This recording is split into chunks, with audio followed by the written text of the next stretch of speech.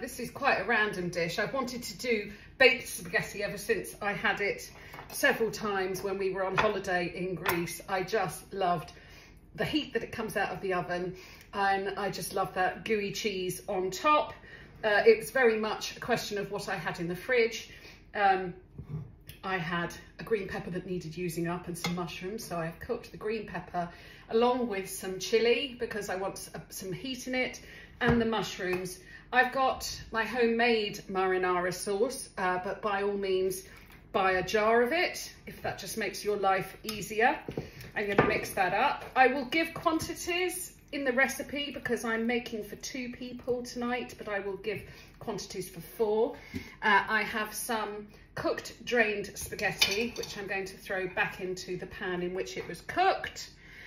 I'm going to give that just a drizzle.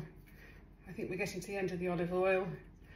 A drizzle of olive oil and some pepper. Then I'm going to mix the sauce in. Can you see? Sauce is going in. Now, before I start popping it into the pan, I've preheated the oven at 180 degrees.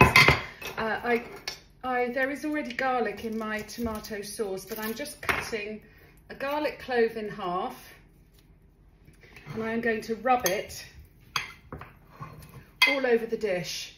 It will just leave that sort of residual garlic flavour, without it being overpowering. So I'm cooking them in individual gratin dishes because there's only 2 of us. You can cook it in a big dish and serve and share it, or you can do what I'm doing, which is cooking it in individual dishes.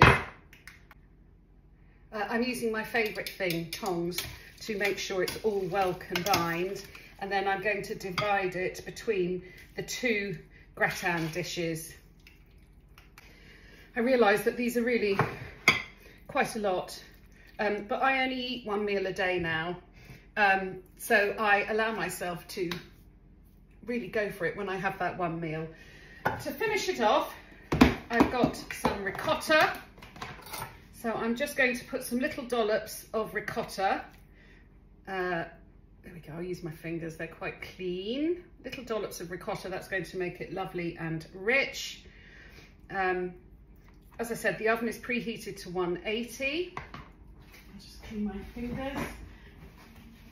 Next, I'm going to, here's a top tip, the grated, oh, it's not been opened. Oh, hang on, oh yes it has. Grated mozzarella, I keep it in the freezer because I don't use it that often. So you can just use it straight from the freezer. It's a really useful ingredient to have a bag of grated mozzarella in your freezer. So I'm sprinkling it on. This is frozen, but it's fine. That will go back in the freezer. And then lastly, I've got some lovely Parmigiana. Don't scrimp on Parmesan. I always buy the good stuff. If you think your Parmesan is starting to get too old, although I don't think it ever can, this also freezes very well. So I'm now going to finish the top off with Parmesan, and this will go in the oven for, I'll check it after 20 minutes. I want it to be golden and bubbling. So these are both going to go in the oven. I will see you back here in 20. And here they are. You can see lovely brown on top, oozy. I'll let you know how it tastes. You won't see this film if it tastes like rubbish, but it won't taste like rubbish. Here we go. Oh, that's what we want. All that stringy cheese. Okay.